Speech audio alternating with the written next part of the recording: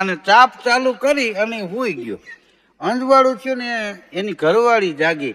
તો કે આ બધું ઈ કે વોશિંગ મશીનમાં કોને નાખી દીધું? ઈ કે આમાં કપડાં જ નાખવાના હતા. આ ચીકુ ને સફરજન ને કેળા ને જાંબુ ને બધું હતું એ ક્યાં ગયું? તો એનો ઘરવાળો બારી ખોલી અને બારીએથી બહાર નીકળી ગયો. તે હજી આવ્યો નથી. એમ એક ભાઈ ભગવાનને પ્રાર્થના કરીને કહેતો હતો કે હે પ્રભુ, હે ઈશ્વર, મારી જિંદગીના સારામાં સારા દિવસો લોકડાઉનમાં મારે ઘેરે વિતાવવા પડ્યા છે. એ તમને પ્રાર્થના કરું છું કે બાકીની વધેલી જિંદગી છે ને એમાં લોકડાઉનમાં વિતાવેલા સારા દિવસો હતા ને એને જમા કરી દેજો.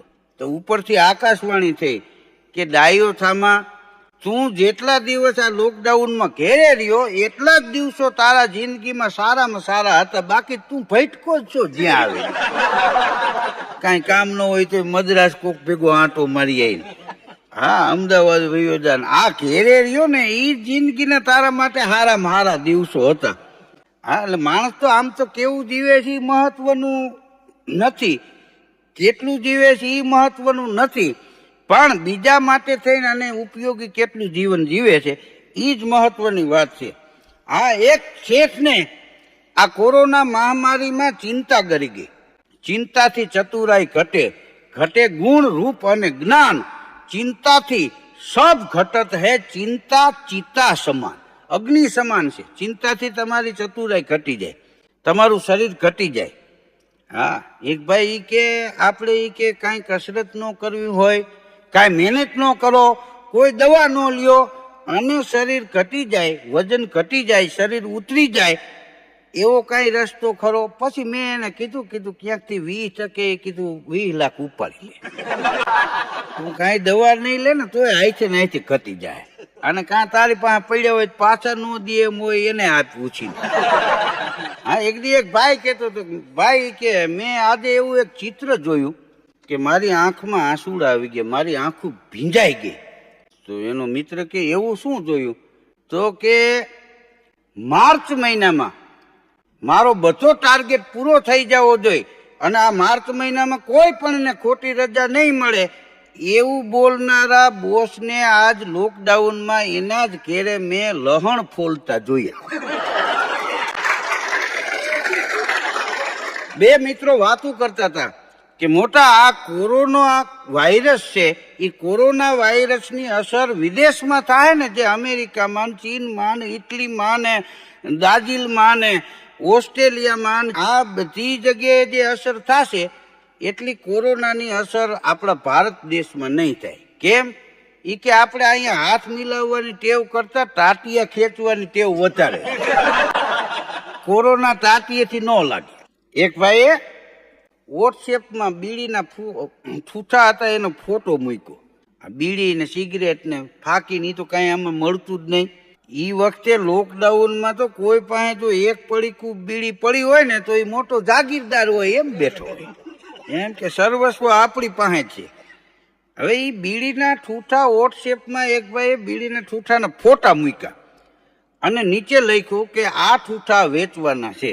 તો એક ભાઈએ ફોન કર્યો કે ભાઈ ભાવ શું છે એ તો કયો? તો કે એ તો લંબાઈ પ્રમાણે થશે. આ બીડીના ઠૂઠા ગોઈતા નહોતા જડતા એવો સમય આવી ગયો. એક શેરીમાં તો 2-3 જણા બથોબેથ આવી ગયેલા. ઓલા કે મૂકી દે મને. નહીં, ન મૂકી, કે અમારી શેરીમાં તારાથી અવાતું જ નથી. બથોબેથ આવી ગયેલા. એમાં પોલીસની ગાડી આવી ગઈ. પોલીસ ઉતરા, શું છે? તો ઓલો કે સાહેબ મેં ઠૂઠા 2-4 વીણ્યા છે આ શેરીમાંથી, આ લોકો લઈ લે છે. ઓલા કે અમારી શેરીમાં એનાથી અવાતું જ નથી સાહેબ. તો ઓલો કે ભાઈ ગામ ક્યાં કોઈના બાપનું છે? હા, અહીંયા ઠૂઠા વડીલો એ નાખ્યા હોય તો અહીંયા મળે, તમે આવતા હોય.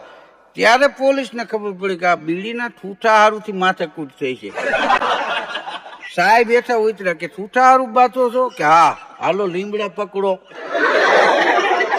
અને 3 હોટા નાખ્યો, ગયા બરણાટી મારી. આ લોકડાઉનમાં મિત્રો 2-5 માણસો ઊભા હોય અને કોઈ જઈ અને સેનેટાઈઝર કાઢે કે માવો કાઢે એટલે બધાય લાંબા હાથ કરે. વંડીએથી ઊભા એક ભાઈ બાજુવાળાને પૂછ્યું, એ કે જીરું છે? તો કે ના ના નથી, કે મારા ભાભીને પૂછો. તો કે એને શું પૂછો ને, કે એને ખબર હોય ને. હવે કે કોડા 1.5 મહિના થયા રસોડું જ હું સંભાળું. હા, જીરું હજી દળાવવાનું જ બાકી છે. અને મને એમ કે આમાં વગર જીરા હાયલું જતું હોય, શું કામ દળાવવું જોઈએ. એક ભાઈ કે 1 વર્ષ પહેલા જ્યોતિષીએ મને કીધેલું કે 2020ની સાલમાં 3જા મહિનામાં તમારો એવો રાજયોગ આવશે કે તમે ઘેરે બેઠા બેઠા ખાશો, કોઈ ઉઘરાણી વાળા નહીં આવે, તમારે બીજી ચિંતા નહીં હોય. એ કે લોકડાઉન આવ્યું ત્યારે મને એમ થયું કે આ ઈ જ રાજયોગ આવ્યો લાગે. એક શેઠને વિચાર આવ્યો કે મને કદાચ કોરોના વાયરસ લાગી જાય અને હું મરી જાઉં તો આ મારી કરોડોની સંપત્તિ છે એ અહીં પડી રહી, એ શું કામની. મારે આ બધી સંપત્તિ મારા ભેગી જીવનમાં લેતી જાવી. ચંદુભાઈ હુંબલ મારા મિત્ર છે, એને આ ખૂબ સારી વાત કરી, હું આપની સમક્ષ રજૂ કરું છું. એટલે એ શેઠે પંડિતોને બોલાવ્યા અને કીધું કે ભાઈ કદાચ હું મરી જાઉં તો આ મારી કમાયેલ સંપત્તિ હું સાથે લઈ જાઉં, એવો કાંઈ રસ્તો ખરો? પંડિતો કે ભાઈ એ કાંઈ નથી, અહીંયા કાંઈ લઈને આવ્યા નથી, કાંઈ લઈને જવાનું નથી.